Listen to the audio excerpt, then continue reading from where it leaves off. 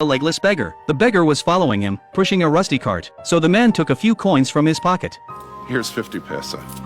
Buy yourself some WD-40. He tossed the coins to the beggar, but what he never expected was that the beggar not only understood his insulting words, but also threw all the coins back on the ground. Sometime later, while using the restroom, the man discovered that same beggar had followed him there. Listen, fella, I already gave.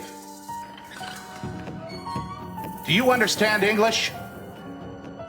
Furious, the man put away his newspaper and rushed out to confront the greedy beggar. Unexpectedly, the beggar suddenly erupted with strength, dragging his large body out of the stall. Later, a plane landed at Washington Airport. The man walked off the plane and, accompanied by a hotel bellhop, entered his reserved room with a vacant stare. The bellhop eagerly helped with his luggage, hoping for a tip, but the usually generous man just stood with his back turned, silent, showing no intention of tipping. After the disappointed bellhop left, the man finally turned around. He sat on the bed, expressionless. The next morning, police were called to the hotel. They found the man had mysteriously died. There were no signs of a struggle, but there was a set of strange fingerprints on the bedsheet. A child's print.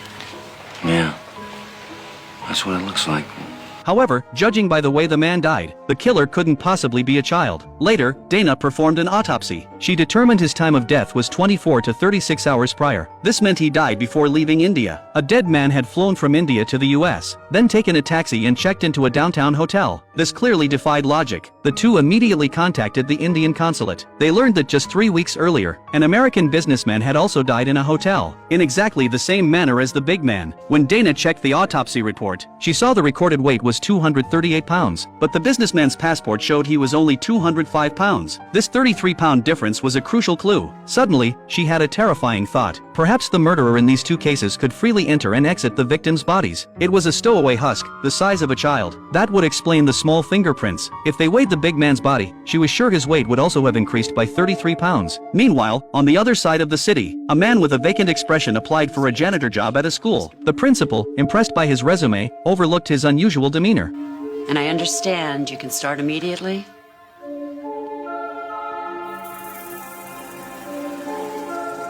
A few nights later, a boy attending that school found a legless beggar in his room. Dad? What is it? There's a man in here! What?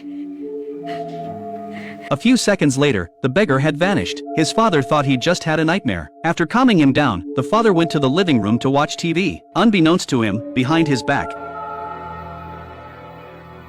hearing his father scream, Jack rushed anxiously from his room, but by then, his father had already lost his life. At dawn, Dana and her team arrived at the scene. From Jack, they learned that last night he saw a short beggar who moved using his arms. All clues pointed to this beggar being the one who killed Jack's father. He was also very likely the same person who killed the big man, as Jack's father's death was almost identical. However, what puzzled Dana was that Jack's father didn't bleed heavily like the other two victims. She froze, instantly thinking of a possibility. Unless that's just the first stage. Realizing this was a supernatural case, Dana found a professor well-versed in Indian culture. Based on her description, the professor immediately guessed that the beggar must be an Indian ascetic. Such ascetics possess powerful mystical abilities. They can not only become invisible, but also disguise themselves as anyone. Meanwhile, the eerie beggar returned to the school, continuing to pose as an ordinary janitor. Unexpectedly, a boy named Tom accidentally saw his true form. Though Tom pretended nothing happened, the beggar had already targeted him. Tom's gut told him this strange janitor must have killed Jack's father. He told Jack about it. Then, on his way home, he heard the sound of rusty wheels.